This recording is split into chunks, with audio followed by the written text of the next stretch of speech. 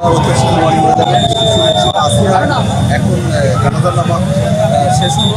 আমরা একটু দেখানোর চেষ্টা করছি আসলে জানাজার নামাজে একবার উপস্থিত ছিলেন, আমাদের এখানে এসেছিলেন এই মোহাম্মদ সাহেব, আমরা পেয়েছি হাসরত আব্দুল্লাহকে এবং বিএনপির স্থানীয় নেতৃবৃন্দ সহ অন্যান্য রাজনৈতিক দলের নেতৃবৃন্দ ছিলেন, জেলা প্রশাসক মহোদয় ছিলেন, পুলিশ মহোদয় ছিলেন।